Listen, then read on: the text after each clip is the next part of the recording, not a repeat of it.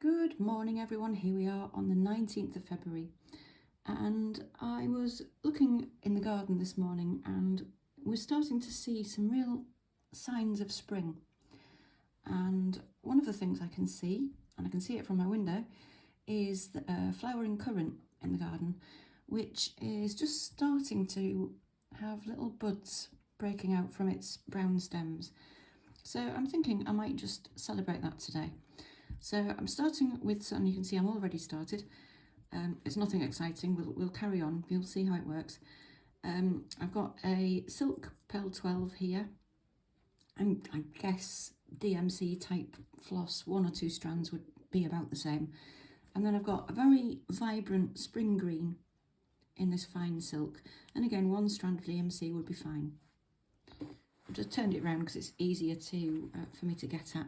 So basically I'm just starting with some very long stitches and I'm just catching them down quite far apart, really, quite roughly, because we're going to come back in here to add the buds and things, and I'm doing it fairly randomly, just getting some upright stems in here.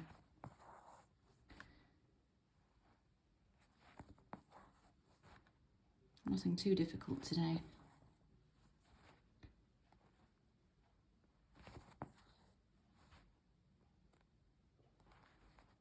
Maybe we'll have another one over here. Maybe it'll come up to there. You can place these fairly randomly, just I'm just crisscrossing them because that's how it grows. I have this one coming, maybe branching out over this way. Mostly they're, on this plant, mostly they're single stems. But if you're depicting a plant that's got, that has little shoots coming off its stems, you can add more straight stitches to these uprights. Pick a plant that you can see and have a go. Just started a new thread because the other one ran out. I'm just going to carry on doing these overlapping, crisscrossing straight lines until there's enough, and you decide that. And I am, of course, aware that this is again my northern hemisphere bias because it's spring here.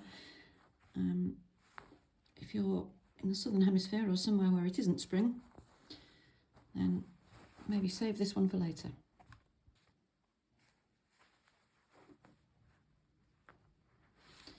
Set this one right up the top off the edge of the page, I think.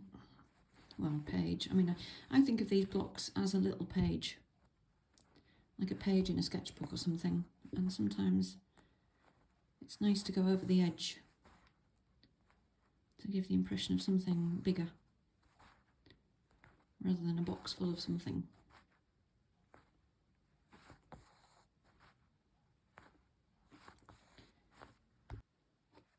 Right, I've just turned it the right way up just so I can have a look at how it's going. I think there's maybe space for another one here.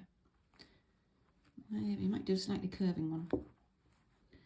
Let's maybe start it there. Had to turn it upside down again.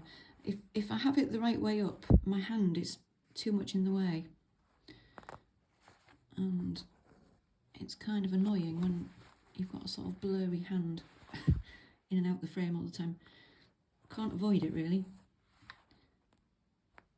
until they invent no hand sewing, and how much fun is that going to be?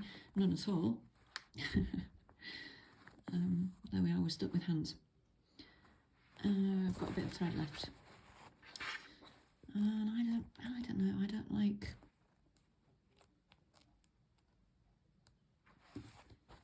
having a bit of useless thread left over, so I'm just going to maybe do another one here.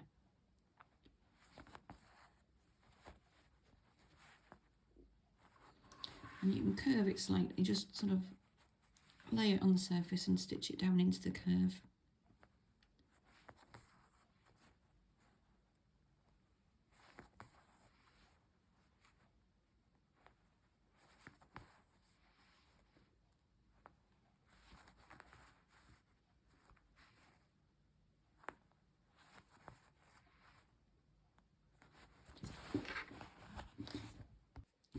And now I've just threaded my needle with this fine silk, it's very vibrant green, and I'm just going to place some little buds here, and I might try a little detached chain stitch first, because it's kind of bud shaped, isn't it? And then I'm just going to do alternate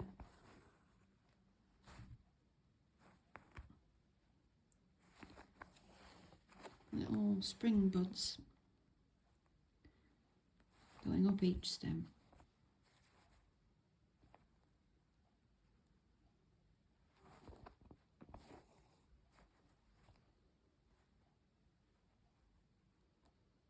I think I might just put that one behind that one. Just think about why you've got some branches overlapping. Depends how much realism you want, really. But you can create a sense of depth if you have some in the foreground and some in the background. Again, depends how much realism you want.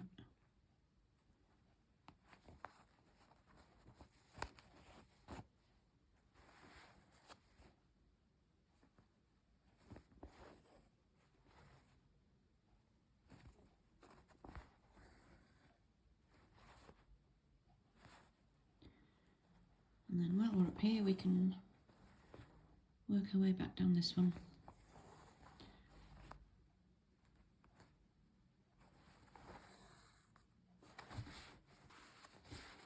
So I've just come all the way down this one, and then I've just jumped up to this one. So kind of think about where you're going to go next. For example, when we get to the end of this one, which is up there, we probably just jump down to there, and then that one, and you can see how this will go. It's like a, you can probably do these in a continuous path if you think about where you're going.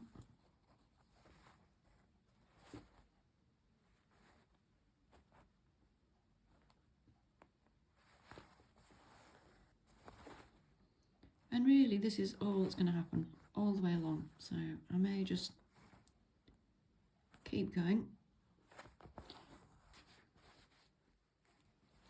Just skipped up onto this long branch here. If you find that some of these are a little bit loose, you can just,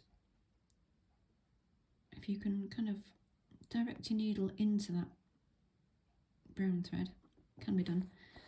You can just tether it down a bit more securely. So if you come up, actually split that thread, that brown thread,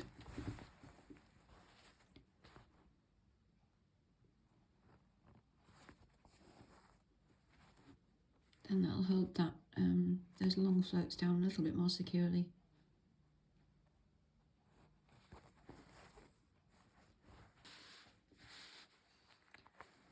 So you can see this is coming along quite smoothly, and it's just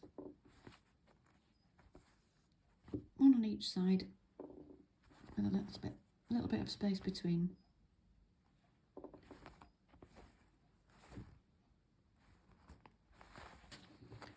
Just the last stem going in here, and I think I've just about got enough thread to get to the bottom, which was lucky. As usual, more luck than judgment. I don't know, maybe it is judgment, maybe it's just years of practice. But it is very satisfying, isn't it, when you've just got enough thread without having to worry about stretching it. Just enough, I guess that's all most of us want out of life, isn't it? Just the right amount of everything.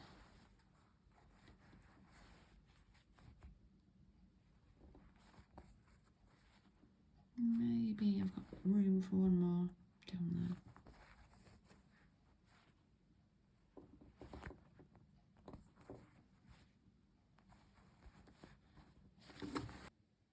So there we go, I think I'm going to call that finished. A little portrait of very early spring.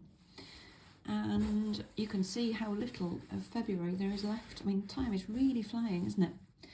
So for the rest of this month, I'm going to zigzag my way up here so that I end up in this larger square for the last, well, a rectangle for the last day of February, and then we'll skip over the border into March there.